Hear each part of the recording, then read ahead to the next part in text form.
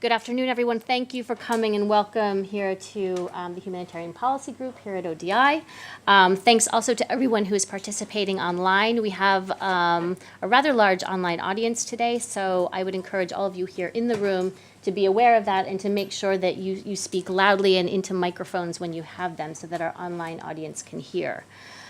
So thank you again for joining us for this World Humanitarian Day event. Although World Humanitarian Day is officially tomorrow, we wanted to be able to have this discussion with all of you ahead of those events tomorrow. The title of this session is Ground Truths, Local Humanitarians in Conflict. And my name is Christina Bennett. I am the head of HBG here at the Overseas Development Institute, and I'll be your chair today. So as we were saying, tomorrow is World Humanitarian Day, August 19th, a day that commemorates those humanitarians who have suffered, who have lost their lives in the line of duty, while responding to and trying to address suffering elsewhere.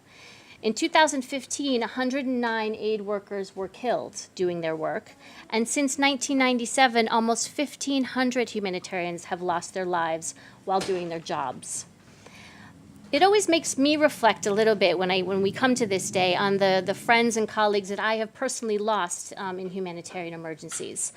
And it also makes me think of those who are still out there, who are very far from this conference room in London and from these types of discussions, who are working at great personal risk to their own lives in doing this important humanitarian work.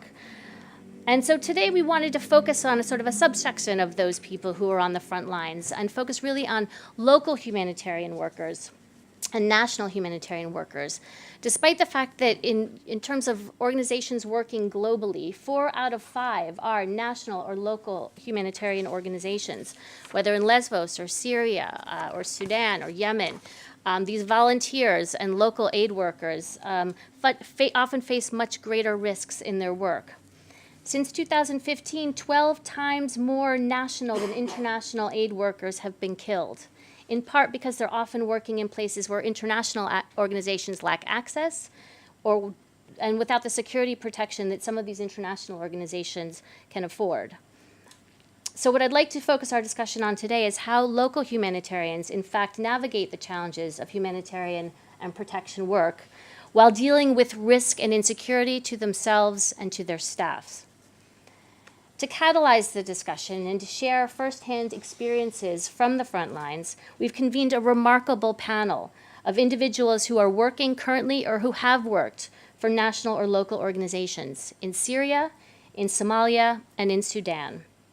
It is a privilege, panelists, to have you all here as our guests. Allow me to introduce them to all of you. Coming to us via web link from Nairobi. Hello, Nairobi, can you hear me? Yes. Hello. Okay, wonderful. We have Halima Ali Adnan, who is the project manager for Save Somali Women and Children, based in Mogadishu, where she runs programs on gender-based violence, women's empowerment, resilience, and promoting alternative livelihood opportunities. Halima also serves as the co-chair for the Somalia Gender-Based Violence Working Group. We also have Nejwa Musa Honda. Nejwa, do you want to raise your hand? Hello. Yeah.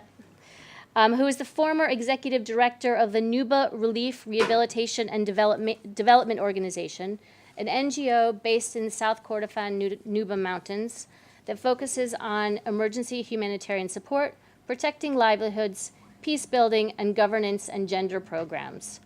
Nejwa is now a civil society activist and independent consultant. Coming to us via video link from Paris is Kinan Abu Tayer. Kinan, do you want to wave to us? Can you hear us? Hi. Great, okay. Yeah. Kinan is a logistics and field coordinator with Proximity International, an independent research, monitoring, and evaluation firm that works in hard-to-reach areas, insecure, and high-risk settings. In 2004, Kinan had worked on logistics with the Syrian Arab Red Crescent. In 2007, with the Red Crescent and UNHCR on a project for Iraqi refugees, and then following a stint with the International Medical Corps, returned to the SARC in 2011 to work on their first aid squad. In 2012, Kinan was arrested by the Syrian regime and held for 2 months for delivering aid to besieged areas. He's since worked outside of Syria. And here with me in London is Ibrahim Olabi, who comes to us directly from Turkey and who will be going back there again on Sunday. Ibrahim is the founder and director of the Syrian Legal Development Program, an organization that provides international law support on matters triggered by the Syrian conflict. Ibrahim has trained more than 200 Syrian field staff of local organizations on using international law for humanitarian operations, ranging from negotiating access to donor compliance and international advocacy. He's also worked in equipping frontline humanitarian human rights defenders with the necessary legal skills and knowledge. So welcome to all of you. In terms of how we're going to organize our program today, we're going to take the first hour to do sort of a question and answer between me and the panelists about some of their experiences. And then at about 3 o'clock, we will turn the session over to you, both the online audience and the audience here in London, and take your own questions for these distinguished panelists and allow you a chance to get to know them and to speak to them directly. Okay, so why don't we get started? Oh, in the meantime, please turn off your phones, but feel free to tweet. The hashtag for this session is Local Humanitarians. We would love for you to tweet anything you find useful or interesting from this event. Okay, so if we could get started on the questions, I'm going to start with Halima in Nairobi. Halima, can you hear me? Yes. Hi, Halima. I wanted you to tell us a little bit about your own experience working in Somalia. What do you feel is the role and added value of national humanitarian organizations or humanitarian workers in delivering humanitarian assistance, and particularly in conflict areas? Thank you very much, Madam Chair, for this opportunity. First of all, before I go to the question of what role or added value have we done as local actors in Somalia, I will first give a brief introduction about Somalia for those who are not aware what is happening in Somalia. So basically, after a decade of civil war and from the collapse of the government in 1991, Somalia is trying actually to make progress in terms of restructuring the government structures, but also bringing stability to the country. However, Somalia has actually made different, the Somalia is made up of different territories. We have Puntland, we have Somaliland, we have South Central with different diverse political differences. However, I think the common agenda is about the complexity of humanitarian crisis that we have in Somalia. However, security is still a major issue in some part of the country, but also we have a weak rule of law and justice systems in place, which basically don't give the perpetrators who perpetrate these incidents are not accountable. I know no system basically that can give them this kind of opportunities for them to be in courts or rather and jailed for these specific crimes. However, as humanitarian action actually is not a risk endeavor. However, we work under a lot of pressure and a lot of major attacks normally happening in Mogadishu, specifically where I work. But where we normally see a lot of local actors dying, and there's literally nothing we can do, and it's all because we are there to help the voice of the voiceless. So now let me go straight to the point of what role do we add as national humanitarian actors in delivering humanitarian assistance in Somalia. Specifically, we first of all, as local actors, actually represent the voice of the voiceless, as I clearly indicated before. However, we have the ability to work directly with the community since we have acceptance from the community themselves. So the first point actually is understanding the local context. We do understand the local context because we have ventured in from the time of memorial from 1991 up to now. We've been working with the local communities, and this actually gave us a vast understanding of the contextualizing the kind of issues that are happening in Somalia. The second point actually is community acceptance. As I've mentioned, we have the acceptance from the community, and this tendency allow us actually to provide the humanitarian assistance at the forefront of every situation that is happening in Somalia. My third point actually goes to we've been playing crucial roles in terms of conflict resolutions among the conflicts that has been happening in terms of clanisms and all those issues that has been arising in Somalia. We have been there to actually negotiate this kind of issues and resolutions with the elders of the communities, but also within the camps. If there's anything that issues that arise, we are there to talk to the community at the forefront. But also, importantly, is about the access. We have difficult areas that cannot be accessed by international communities, the UN agencies, but we tend to use different kind of setups to see how we can negotiate this kind of arenas. Although there's a lot of issues in terms of having access to reaching these vulnerable communities, but at the end of the day, things have to be done, and we have to do our best to reach to these vulnerable communities, wherever they are. So those are actually my points in terms of the added value we have in the humanitarian response that we give in Somalia. Yes, thank you, Halima. Many thanks for that. And, just reflecting on some of the things you've been saying, voice of the voiceless, community acceptance, being able to negotiate conflict within communities, with elders, for example, and access to difficult areas where other organizations might not be able to get to. How do these particular strengths play into the particular risks that you might be facing as a result of being put in these positions or having this role in humanitarian response? And if you could be specific about some of the risks that are involved, and maybe a little bit about how you handle those risks, both individually, personally, but also at an organizational level. Yeah. So for the risks part, basically, there's a general security risk, first of all, which sort of tends to make us to be at the forefront of responding to these humanitarian responses. However, despite the fact that the operational environments that we work underneath might be highly risky, but at the end of the day, we have to make sure that we have to respond to these kind of issues that and the vulnerable community actually facing. So what do we do as the local actors? Basically, we don't have insurance. We cannot be evacuated whenever issues happen. So what do? We kind of work under and do no harm principles, but also not expose ourselves to the much of risks as possible, because as local actors, we don't have any risk management policies in place. As much as international organizations, they're normally well prepared for incidents. They're well informed in terms of where does an attack going to happen. But for local actors, this is it kind of seems like it's a shift of responsibility to whenever issues normally happen. So you tend to see that whenever international organizations pull out in terms of implementations of project, then it seems the only person who's going to be responding to this specific implementation of project is the local actor.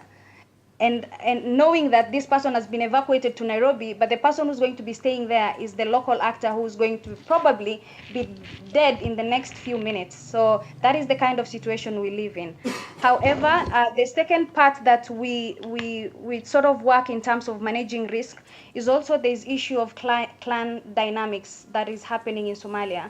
However, we normally work through managing clan dynamics and expectations from these communities, and also get sort of a buy-in from them as well, to just understand, the need seems to be very broad as opposed to the response that is being given. So we have to leverage the kind of response we give, but also make the people understand that this is what we have and there's no way that we can go beyond this. So it's just a matter of negotiating in a point-blank manner.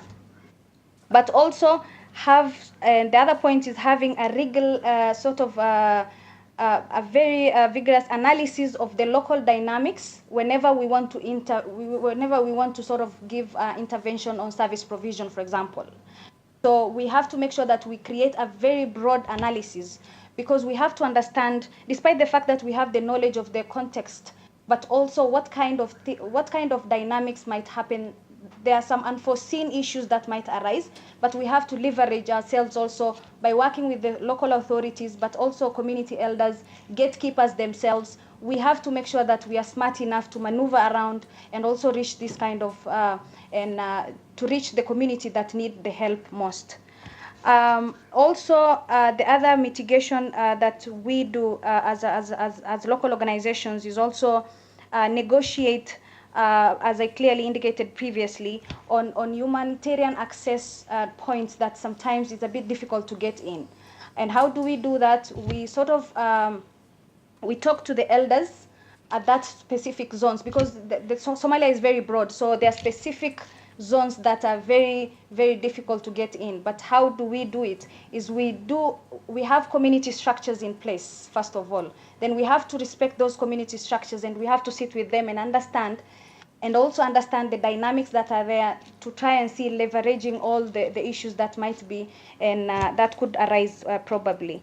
But also, importantly, there's the issue of accountability, that local organizations normally are accused of lacking accountability in delivering of services.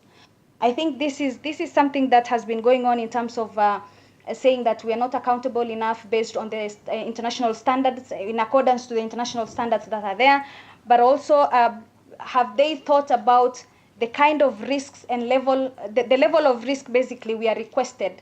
And it seems like nobody cares about what we go through. However, I think definition of accountability differs from institutions to individuals. So depending on what exactly accountability means to them is what we have our own definition as well, because we have to make sure that we support.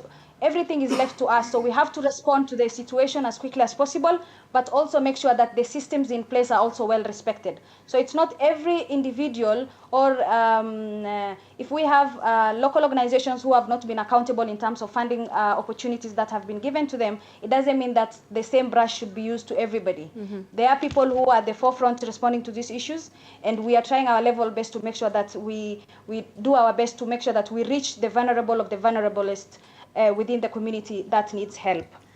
Also, we have the routinal change of routes and also cars. To speak of an experience, basically, I myself, Halima, I live in Mogadishu and I work in Mogadishu as well. Sometimes a situation becomes very difficult in terms of movement. Whenever I live, I don't live in the MIA where the security is given by AMISOM and all that. I live within the community themselves. So I have to make sure that I'm very, very cautious about my movement in terms of do I change cars? Yes. Do I change routes? Yes. Do I change the time I come into work and leave the work? Yes. So there are those kind of small things that we call as, we take them very seriously in terms of safety objectives and safety. We take them as safety rules within the organizations as well. But also we try to sort of divert the field visits of our staff sometimes to work under low profile, and whenever we see things are heating up, but also to make sure that we secure our staff as much as possible, but also to respond to the situations at that particular moment. But also the point of there's a point of financial allocation also to local NGOs seems to be very peanut compared to what the other international organizations are receiving. And the tendency of now responding to these issues have actually put us to be, it's like there's an assumption of shifting of responsibilities to local actors, where there's no tendency of feeling what we go through, as opposed to, because we've been losing staff. We have staffs who are currently traumatized of attacks that has been happening. We have a staff currently in our organization who has been close to the attack that happened in Mogadishu recently. And up to now, whenever he hears a door, somebody knocking a door or banging a door, he's literally traumatized, and this is 3 months down the line. So these are the kind of issues that we go through every single day, and nobody actually thanks us. Instead of it, we are being told we are thieves and we steal and all the money, and that is sent as humanitarian for a humanitarian response. However, in the same point, we try our level best to capacitate our staffs. But unfortunately, it seems like our staffs are being poached by international organizations again to be given national positions within Somalia, which tend to give us it's very difficult for us to actually and be at the same limit with them as because we try our level best to capacitate them, then they poach, and then we have to try again from the ground level to go up again.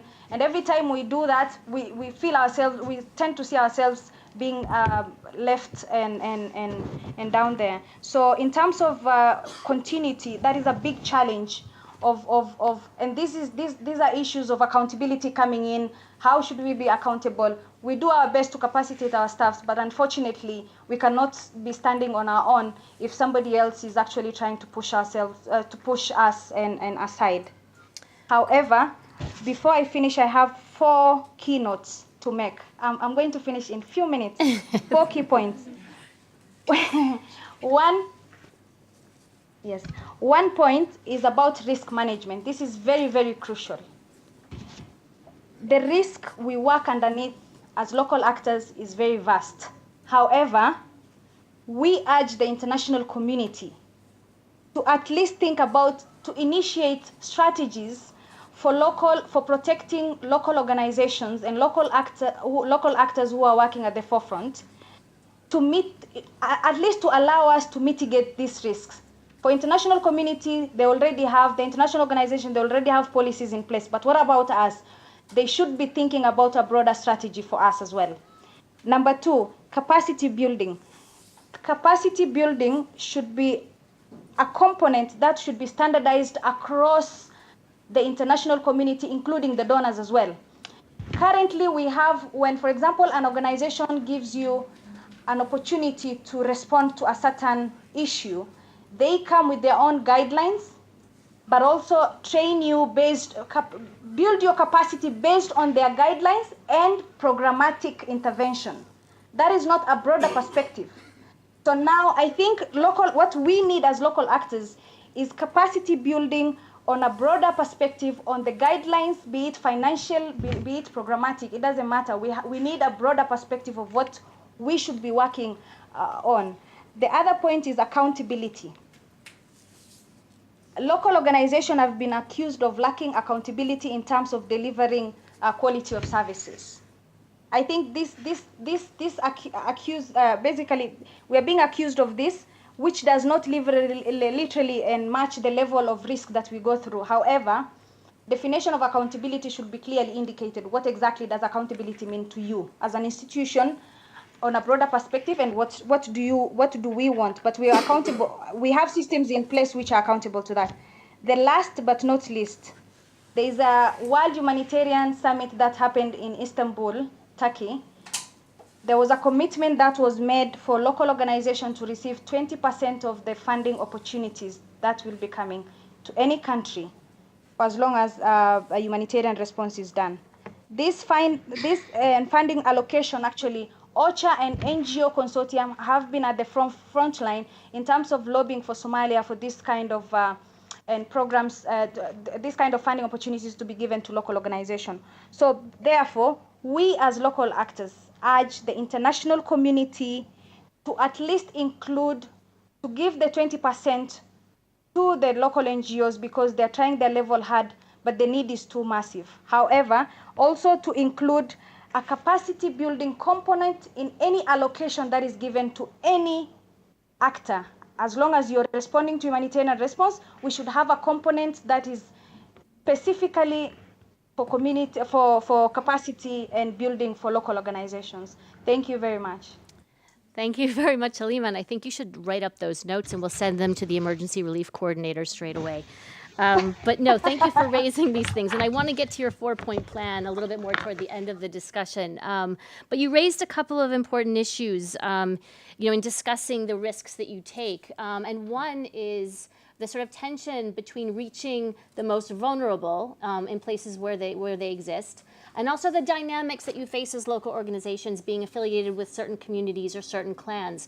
So maybe if I could turn to you, Nejwa, for the next set of questions. And to get your thoughts on whether being a national, local humanitarian impacts on the perceptions of your work, on the perceived impartiality of your work, on your ability to be able to reach the most vulnerable wherever they exist.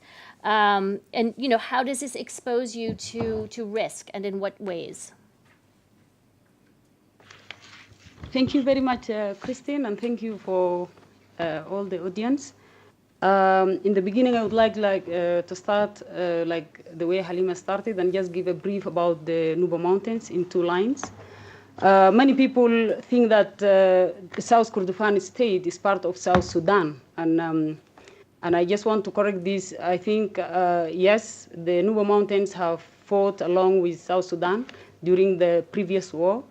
But currently, South Kordofan State, Nubia Mountains, is administratively under the North Sudan. And it's fall in the southern part of Sudan. So it's the new south of the country. From 2011, after the secession of South Sudan, again, the Nubia Mountains fought the government of Sudan against the same marginalization issues and the same issues that South Sudan fought in the previous war. So that's just briefly for those who still mixing up whether I worked in South Sudan or South Kordofan. And then in regard to the question, does being a national local humanitarian impact on the perceived impartiality of my work? I just want to give my experience when I was working with a national organization working in the Nubia Mountains, and I was leading the organization. In fact, there is 2 perceptions in this regard. The international perception, as she put it, I think Halima, my colleague, just said, the international or the donor community perceived national organizations are not, being capacitated to deliver aid with the same capacity of the international, which actually, for me, I think it is the other way around, because the national organization and the national humanitarian workers, they understand the context and they have the local capital, they have the local knowledge of the context, and they actually more effective and not only effective but also cost effective in terms of delivering service and reaching the most needy, because you understand the context, you have that kind of relationship with the communities themselves and the grassroots. You are able also to identify the most needy in the middle of scarce resources, when you have to identify the most needy among the neediest, you see. So it is very complex for international workers to understand this complexity. But if you are national, you are able to understand that, but then it's not appreciated, and you are perceived as not able to apply or to follow the humanitarian principles. And then there is also another challenge that is from the other side, which from the national side. For instance, if you are from a certain tribe, and it happens that your tribe or your village has not fall under the criteria of being the most needy, then you will have, of course, to respond to the most needy, which is outside the area where you are from, and you have relatives, you have friends. And then also those local or local communities will perceive you as you are not taking care of them, or you don't care whether they are suffering or not. So this is really very tricky, and it could be actually life-threatening risk in that regard. So the ways we have been tackling this risk is that we involve beneficiaries, the communities themselves, throughout the project cycle. So from the beginning, they understand the need is so vast and the resources are so limited. So together, we sit down and we select together the beneficiaries or the areas with the most need that you need to respond. In that way, it wouldn't be risky. That's the way that everyone understands, yes, this is what we agreed, and this is what we have all discussed together. And even if there is a threat coming from outside, you will find people who are able to stand and say, they have been discussed in such a such meeting, and this is what we have come up with. It's not an individual decision. It has been taken collective decision, and that's why this response has directed to this area. So I think this is what I really want to put this perception into two, but it has also a very negative effect on the the psychology of the national staff. They think they are trapped in between. The international community are not trusting them, although they are doing the best they can, sacrificing their lives to save lives and intervene in such crises. But then because they are not trusted, they are not given enough resources to intervene, the way they want to intervene. Another thing is that locally, if also you don't manage things wisely, you could expose yourself to risk. For instance, if I want to give a very personal example, my organization was targeted last year in May by aerial bombardment, and 8 bombs fall inside that compound. So I could imagine one of the bombs could fall over me. And indeed, in other incidents, we lost some of our colleagues in such incidents of bombing. The government is bombing us because we are trying to assist those helpless people who are dying every minute and every day. So it is very tricky situation that you take a risk, but then you also find ways to manage that risk. You cannot run away being evacuated. We have been offered to be evacuated when the war erupted and the aerial bombardment intensified. But then how can you run when there is a child dying every minute, or a woman dying every day? You can't run from such situation. So, yeah, that's the situation. Thank you very much. Thanks very much, Najwa, and also for those some very personal examples. I just wanted to pick up on two things that you talked about. One was, you and Halima both described some very specific measures that you take as individuals and as organizations to protect yourselves and your staff. And a lot of them are very, based on an extremely tight knowledge of the context and the communities in which you're working. Do you feel that sometimes, because you have all of these affiliations, you're better protected or less protected than international humanitarian organizations working in the same areas? Less protected. It depends on, it depends on how you want to perceive it, because in terms of, for example, having the capacity of a well-equipped evacuation or security management plan, I think it wasn't on place. But because of also being well-known and well-respected by the local community, you feel kind of protected in that way. So it depends. Okay, so it depends basically on where you're working and whether you're working in places where you're comfortable and have done risk assessments or outside of that, if I'm understanding you. Okay.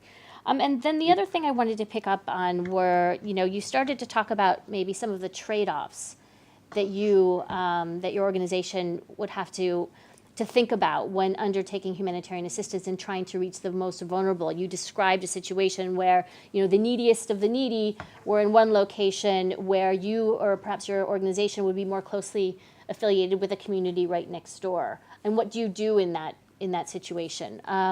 What would be the expectations of you as an organization in that situation? So I wonder if you could just spend a couple of minutes talking about some of the trade-offs, some of the compromises, or some of the thinking that you have to do as an organization when you're faced with this type of a dilemma. The communities and the beneficiaries, they're human beings and they understand. So as I said from the beginning, if you involve them from day one or from level 0 and you go along, so you are able to have opportunity of correcting each other as you move together. If you just come and say, okay, this is a very limited support I have and I want to go this way because this is the criteria you have identified, that means you are imposing your own criteria on them without them being involved. So this can develop to a very, very hostile situation where your life will be under threat as well. But then if you come from the beginning and sit down with the communities and say, this is what is available, and it's only a dot in regards to the vast need that we have. So let us together identify the most needed. And when they participate in such manner, they feel comfortable. Even if there is a risk coming to you, they will be like protecting you in that regard, because then you involve them. You involve the traditional leaders, you involve the church leaders, you involve the elders of that village, you involve the civil authority who are controlling that area, and everyone, apparently is in the same picture. So you move together, and then that will really minimize the risk.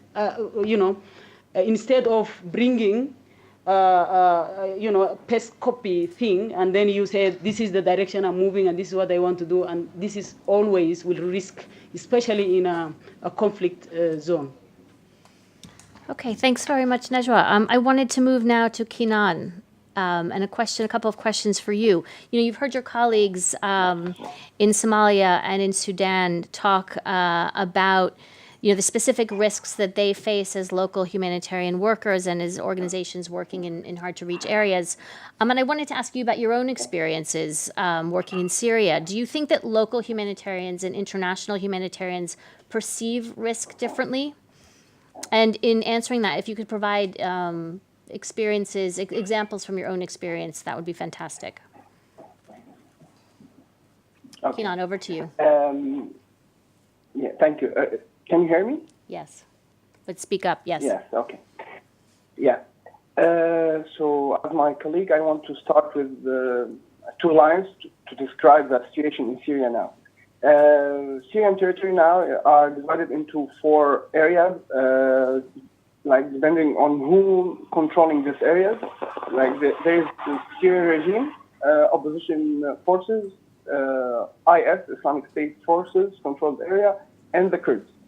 Actually, when we want to talk about the local and international humanitarian workers, we want to talk about where they are working. In Syria, the international workers are only working in the regime areas, the areas under regime control. So there is no international humanitarian workers in opposition areas, in Kurds, and even in IS. So starting of 2012, the United Nations was telling the international humanitarian worker to leave Syria or to work in the regime-controlled area, and that means only 80% of the workers are still working right now in Damascus, the capital of Syria. So they are the international workers are only in let's say in the safe place in Damascus, the capital. Others, for the other area, like the opposition control area and the Kurds area, only the local NGOs and local workers are working in this area, and they face a lot of risk. They face the airstrike, the military development and change for territory. They face kidnapping, arresting, and all of this. When the international workers are stay in Damascus, they move with the Syrian army. They are safe. They are protected. So for now, I can say that even more than 10 times the local have problems than the international workers inside Syria. That's what I'm talking specific for Syria. And yes, there's stories before 2012 that eight international workers was killed in Syria. In that time, there was more than 30 of local workers are dead. In 2012, this number is for 2012. After that, after 2013, there's no any international workers was dead in Syria because no one of them are going officially to Syria. For the examples of how the Syrian local workers are facing the the risk. There's in Syria 14 an intelligence center. Those are relating to the regime, not only the army, and all of those centers are focusing on the humanitarian workers, like the doctors, the volunteers, and even those who's doing the logistics with the cars and trucks and extra. From my information, that in 2015, more than 250 of the workers for the SARC, Syrian Arab Red Crescent, even volunteers or workers, are arrested or kidnapped by one of the Syrian regime. Let's say even with the army or the intelligence centers. That can tell you that how much they face because of the regime. Even for the workers in the opposition area, under opposition controlled area, they face another kind of problem. Like the workers face the kidnapping, like one or two cases in all 2015 and before for personal reasons, not because they are workers. The most dangerous, the most big risk is the airstrikes that happen from all the Syrians, Russians, or even the coalition. So in Idlib, in Aleppo, as example, they faced a daily regular attack by airstrikes, but even in other areas like besieged area in rural Damascus, they faced in 2013. They faced the chemical attack by the Syrian regime, and all the media talk about 1,300 deaths, and no one mentioned that 100 of those was working with NGOs. More than 60 was in the field hospitals when the injuries were moving to this hospital, and they affected by the chemicals. Lots of them was killed or affected by the chemicals. So they faced all the kind of weapons internationally, and when I said all the kind of weapons, like yes, all the kind of weapons. Okay, great. And could you maybe say a little bit about the way you think that national staff and local staff perceive risk differently than international staff might, given all of the risks that they face?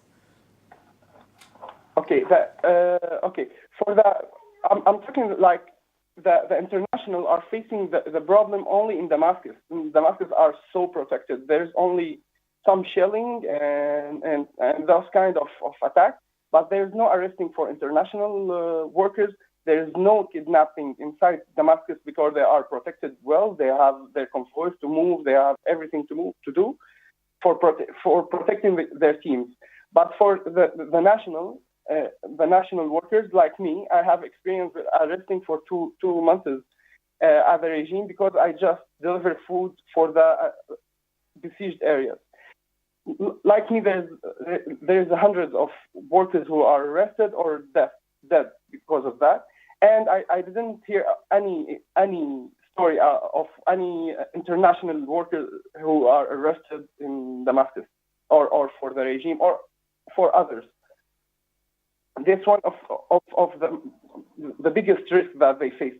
Even though there is no attack, there is no airstrike against Damascus or the places that where the UN or the international NGOs are located in. There's no airstrike. There's no any kind of bombing or anything like that. So they are in safe place. The local workers are facing risk in their houses, in their bases, in the roads, in the streets.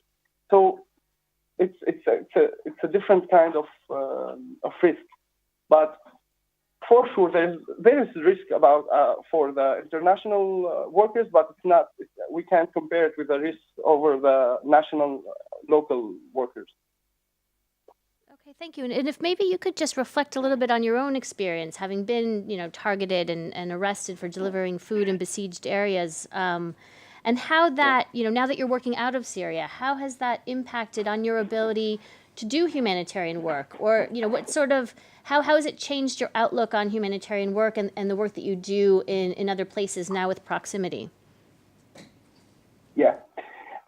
After my experience in the arresting and my friend's experience also, because lots of us, me and my colleague, was arrested or facing another risk with the regime or other groups.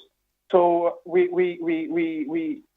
developed a new. It's not new. We developed a ways to manage the teams on the ground.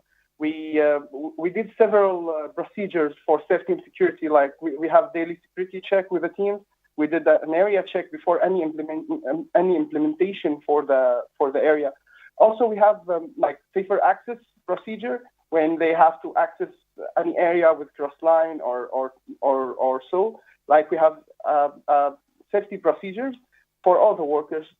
These procedures came through our experience. It's not came. There's no books to handle it for what to do if you face checkpoint because in Syria it's a little bit complicated because you can move in one road and you have checkpoint. You don't know this checkpoint belongs to whom, so you have to deal with all the kind of checkpoints. If you don't have and you don't have GPS on Syria, then you have to move on the road, and by yourself, you have to know the roads, and you will face a lot of problems. Maybe you can break into a military area for any group. You may face a checkpoint for any group. Then you have to deal with those guys. From our experience, it came for these 6 years. We have an like picture for each of these groups and how they deal, how we can deal with them, what the techniques that we can use to avoid any problems with this group in their areas. It's not only for the opposition area. We operate in regime areas, Kurds area, opposition area. All the area in Syria have their special rules to work in, because the change in territory and the change in whom control this area is affecting a lot of the operation. When there's hostilities in Aleppo, like 10 days ago, lots of NGOs stopped all their operations because all the sky are full of aircraft and a lot of development happening in Aleppo. So almost it's not stopping. They are freezing their operation for 2 or 3 days, and they complete it after that. When we want to talk about the safety and security procedures for those locals, maybe Halima mentioned that the safety procedure for road, changing car, and extra.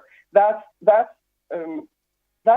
we have this kind of procedures, but it's not like this. It's more complicated because the communities inside Syria have another kind of problem. We have problem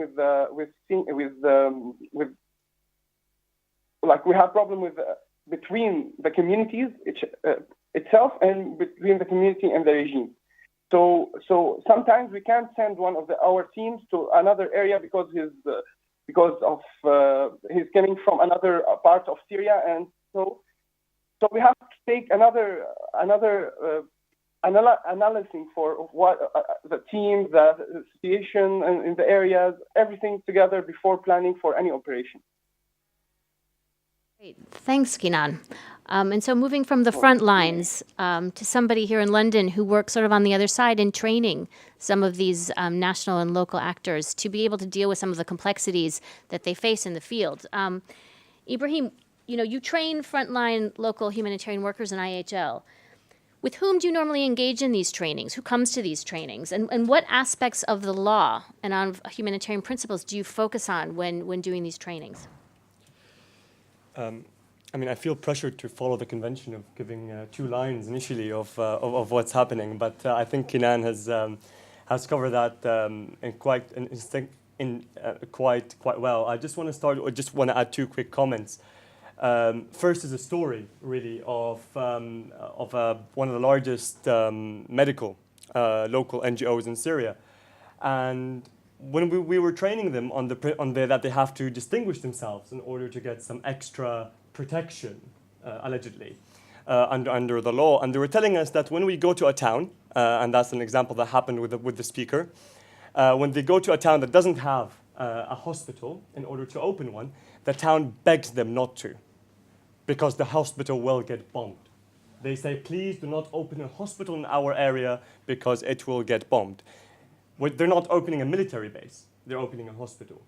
And just to give a little bit of perspective of Kenan's intervention, the greatest need at the moment, as per the UN OCHA, is in opposition-held areas, because that's the area that's being bombed. And therefore, that's where the majority of local organizations are. It may be true that the regime may allow some internationals to work in the areas controlled by him, but the greatest need isn't there. The greatest need is the areas being bombed by the regime, and that's where they can't cross.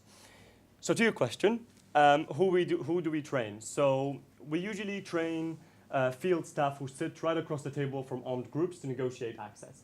And we try to give them a perspective on humanitarian principles. We try to train them on international humanitarian law so that they know their rights and obligations, so that they know how to negotiate in a way that's compliant with these systems.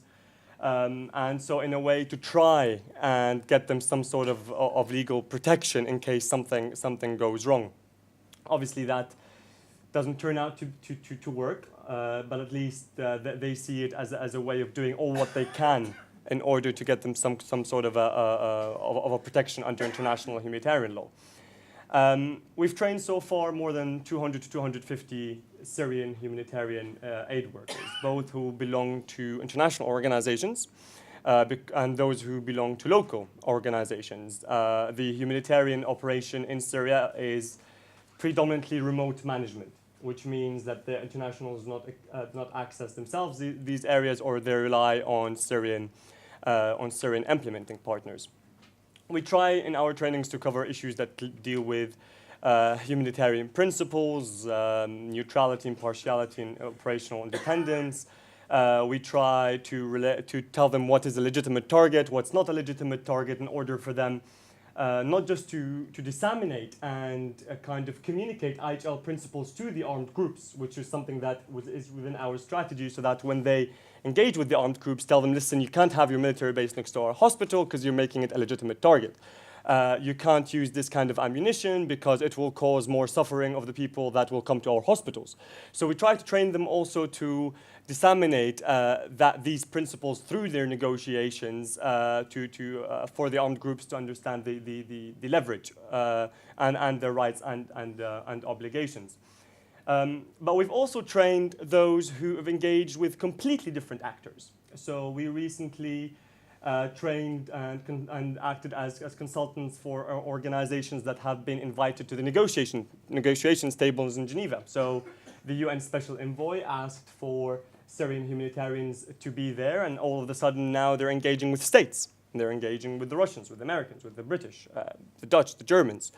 And that's a completely different type of actor in that sense. That's a completely different type of access, not less important than the access that they get on the ground, because, as has already been said, their voice needs to be heard. And as well as them risking their lives internally inside the conflict, they should also be able to voice their concerns and advocate to the international community, something that we are seeing more of at the moment in Syria. Now, perhaps it is my kind of feeling that engaging with states in the conflict of Syria is almost as far more important than engaging with non-states, because as per, and it is, I mean, if we say that the primary targets of international law are states, it is states that are breaking international humanitarian law in Syria. they're the ones that are committing the majority of crimes, particularly the Syrian regime, and now followed by Russia and the coalition most recently. And a lot of these organizations, I mean, when we were in Geneva, were blamed by the Syrian government and by some of its allies of assisting terrorists in opposition groups. So that's another extra risk. Their mere existence in these areas to support this need is threatened because they see them as supporting one party or other, no matter how credible they are, no matter how much they abide by humanitarian principles. They still do run these risks.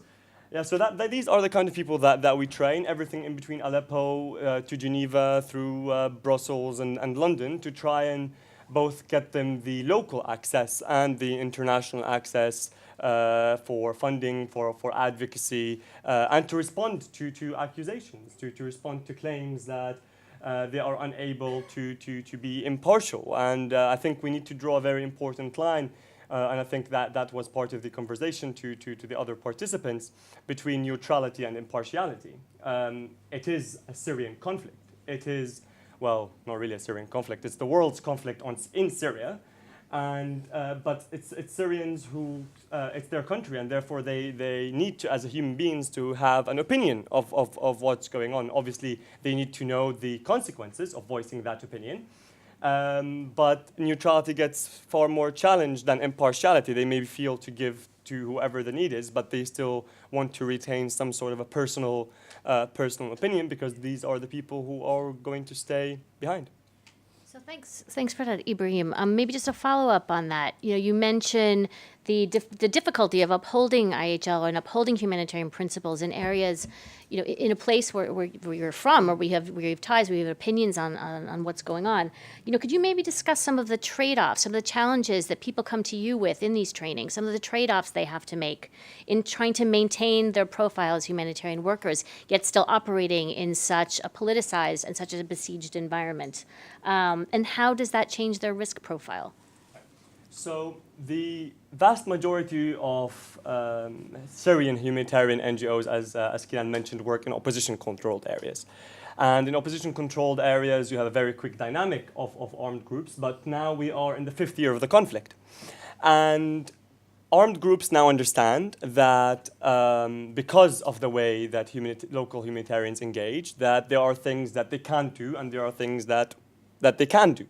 And obviously, as any party to a conflict or any donor, they have an interest in humanitarian aid getting to the people in need under their control. That's one of the reasons why they may facilitate access.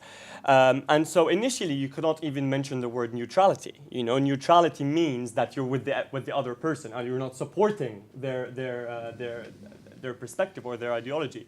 But now, 5 years in, armed groups started to understand that humanitarians can do certain things, but they also have obligations. They need to prove that they're impartial. They need to prove that they're working based on criteria. They need to, armed groups have the right to check that the content of some sort of a truck is not actually weapons or going to one side of the conflict or the other.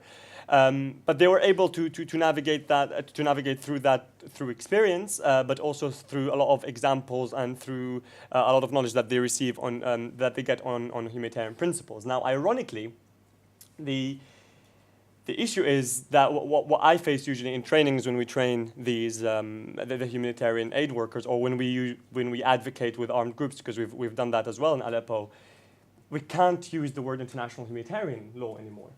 It's not anything that gets us any kind of credibility. We have to appeal to the kind of spirit of international humanitarian law, but not international humanitarian law itself, because perpetrators are getting away with it. It's not being applicable. I mean, when we were in Geneva, the ICRC was holding a panel saying IHL is in crisis because of the Syrian conflict. And so when we usually do trainings, they come over and say, well, you know, this international humanitarian law of yours is just, you know, on paper. Well, how do we see the benefit of this? Why should we be doing this when we have so many perpetrators very openly breach international humanitarian law and they get away with it? And that is a very legitimate concern.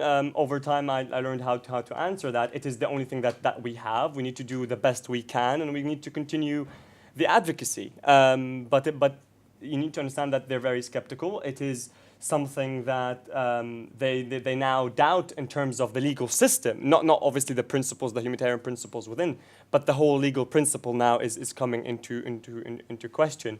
And we hope that Syria would not be really the landmark where legal systems collapse, because the League of Nations has collapsed after World War II has started, and we really hope that Syria would not be the point where other legal systems collapse. But in my opinion, that's the direction we're heading towards.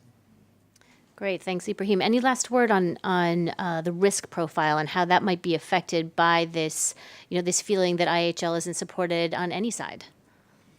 I mean, we need to do what we can do. And so IHL is the language that both perpetrators and victims use. It is those who are neutral and extremely politicized, both use international humanitarian law. So we need to use the system that's out there. We need to use the language that the world allegedly speaks and understands. And trying to advocate for further compliance. And in that, Syrian humanitarian organizations are doing their best. They're also working with internationals to do that. I mean, Syrian organizations have been visiting the Security Council. They've been speaking in Geneva. They've been speaking in Brussels at the EU. They have their presence, and that's something that we've been working very hard because it is easy for those who scream conspiracy when internationals speak. We give them a little bit more of a difficult time sending Syrians in.